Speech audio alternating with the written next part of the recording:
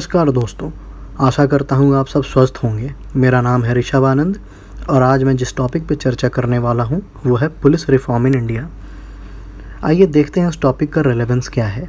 अगर आप UPSC CSC की तैयारी कर रहे हैं तो ये टॉपिक जीएस पेपर 2 के अंतर्गत आएगा। अगर आप यूपीएससी सीएपीएफ एग्जामिनेशंस की तैयारी कर रहे हैं तो ये टॉपिक ऐसे और आर्गूमेंट के लिए यूज़फुल होगा और आपके इंटरनल सिक्योरिटी वाले पोर्शन के अंदर भी आएगा।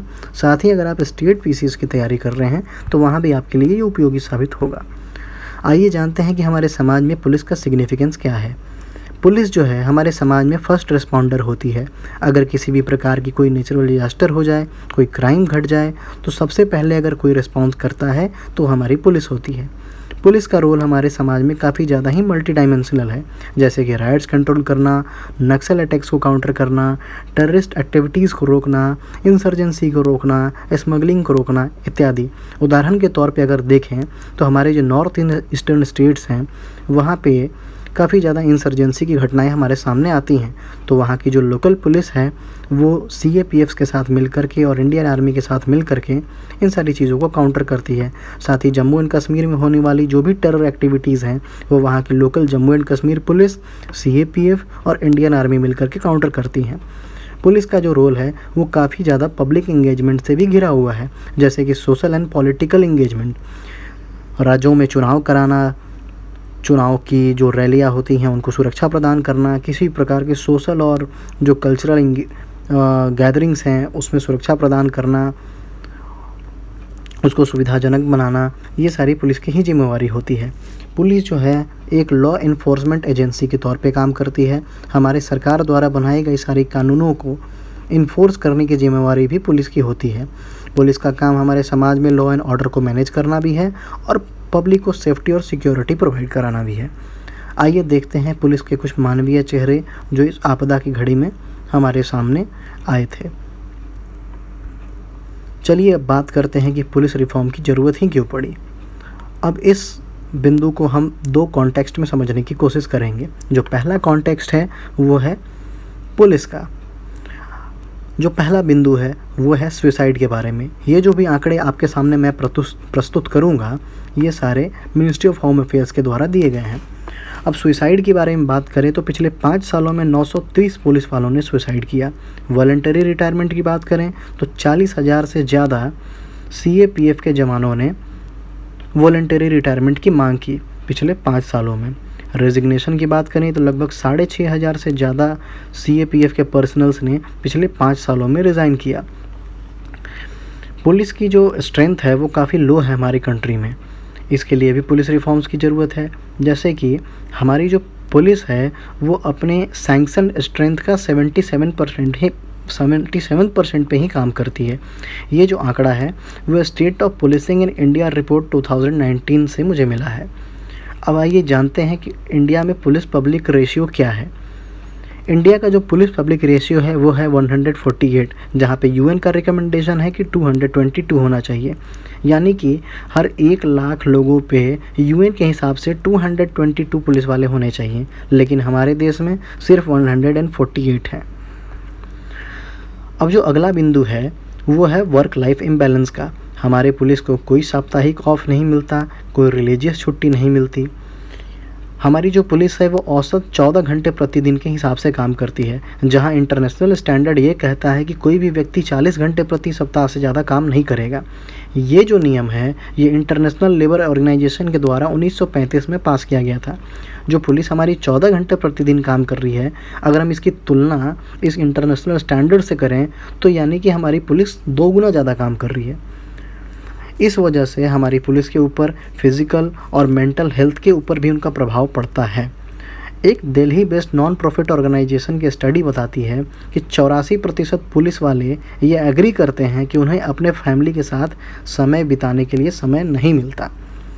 अब अगला जो बिंदु है वो है इंफ्रास्ट्रक्चर पे। आपको जानकर के हैरानी होगी कि आज भी हमारे देश में ऐसे 70 पुलिस थाने हैं जहाँ पे वायरलेस नहीं है, 214 ऐसे पुलिस थाने हैं जहाँ पे टेलीफोन नहीं है। लगभग अधिकतर पुलिस थानों में आईटी इक्विपमेंट्स की काफ़ी कमी है।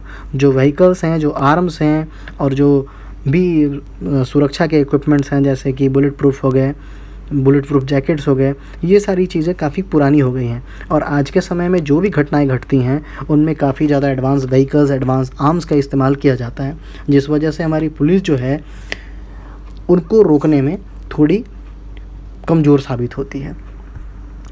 अब अगला जो बिंदु है वो है पॉलिटिकल इंटरफेरेंस का। हमारे जो मेंबर ऑफ पार्लियामेंट हैं और जो स्टेट लेजिस्लेचर के मेंबर हैं, ऐसे 43% मेंबर्स जो हैं वो क्वेश्चनेबल बैकग्राउंड से आते हैं, यानी कि उनका बैकग्राउंड या तो क्रिमिनल है या किसी क्रिमिनल एक्टिविटीज़ में वो संलिप्त हैं।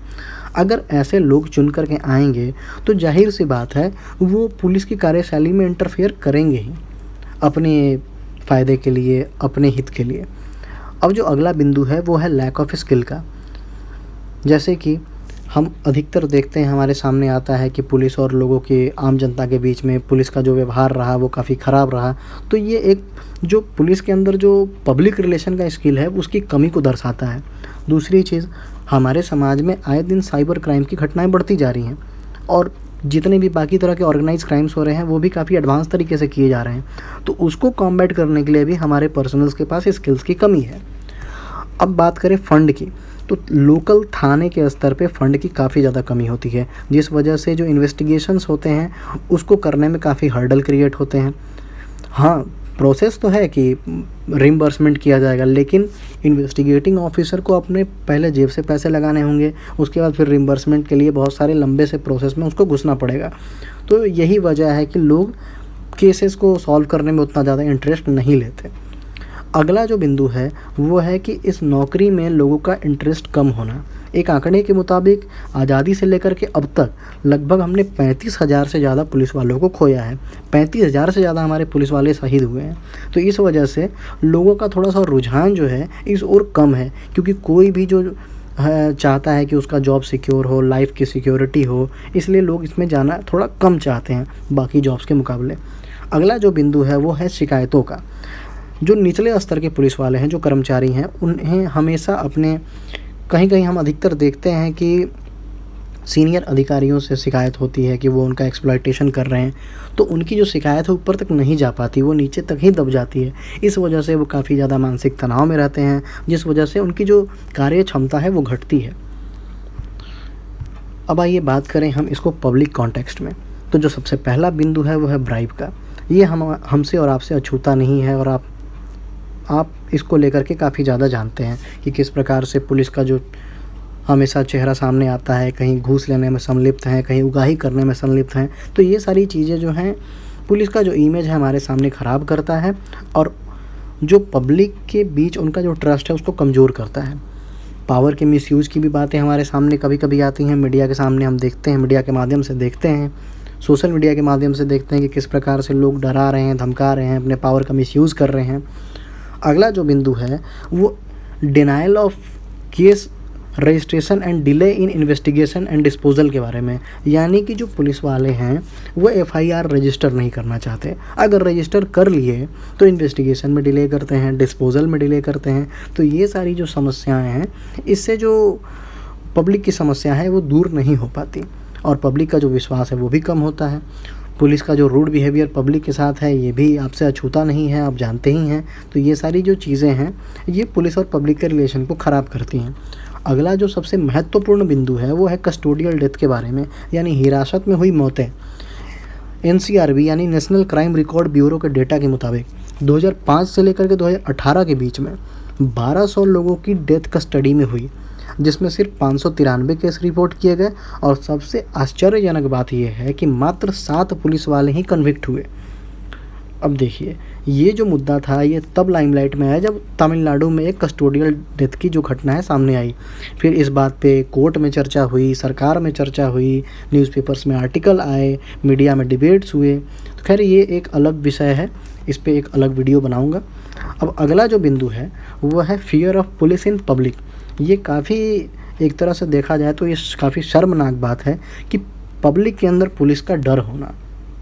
ठीक है, एक डर को हम उस कॉन्टेक्स्ट में लें कि अगर पुलिस से लोग नहीं डरेंगे तो वो क्राइम करेंगे, लेकिन आम आदमी भी पुलिस से डरता है। एक उदाहरण के तौर पे देखिए कि अगर मान लीजिए कि आप कहीं सड़क पे निकले हैं, आप गाड़ी से जा रहे हैं, आपने हेलमेट भी पहन रखा है, आपके पास सारे कागज़ भी हैं, अगर फिर भी किसी पुलिस वाले ने आपको रोका तो आपके दिमाग में एक डर की भावना आती है। तो ये जो है ये ऐसे ही नहीं बन गई, इनकी कार्यशैली की वजह से ही ये हुई है और इसका ही ये प्रदर्शन है कि लोग डर रहे हैं। तो ये चीज़ें नहीं होनी चाहिए। जो पुलिस है वो पब्लिक की सेवा के लिए है, तो पब्लिक क्यों डरे उनसे। अगला जो महत्वपूर्ण बिंदु है वो है ड्रेन ऑफ वेल्थ का। एक आंकड़े के मुताबिक जो हमारे देश की जीडीपी है उसका 5% जो हिस्सा है वो क्राइम, टेररिज्म और कॉन्फ्लिक्ट इन सारी चीज़ों की वजह से बर्बाद होता है।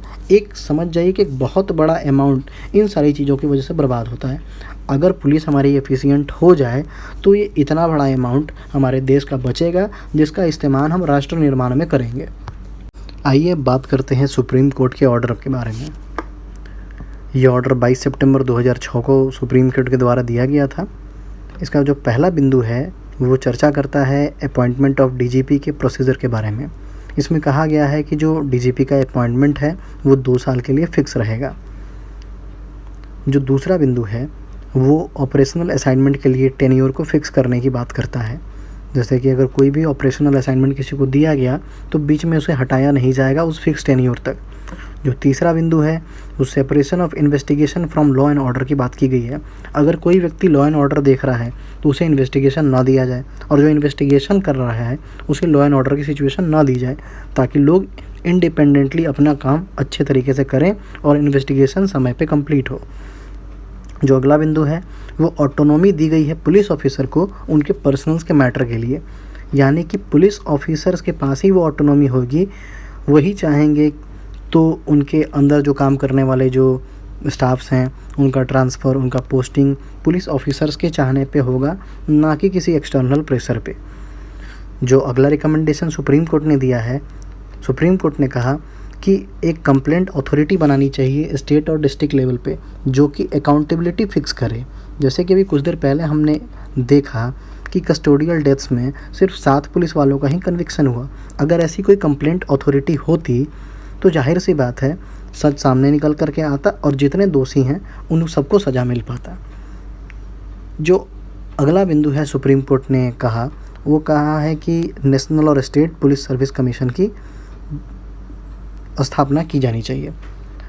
ऐसा करने से फ़ायदा ये होगा कि आप जब पढ़ते हैं पॉलिटी देखते हैं कि अलग अलग प्रकार के जो कमीशंस हैं स्टेट लेवल पे, सेंट्रल लेवल पे, उसका फ़ायदा ये होता है कि एक प्रॉपर हायरार्की होती है, एक प्रोसीजर होता है और एक पूरी तरीके से वो सिस्टमेटिक ढंग से कोई भी कार्य होता है, तो उसमें किसी प्रकार का कोई संशय, कोई समस्या नहीं आती है।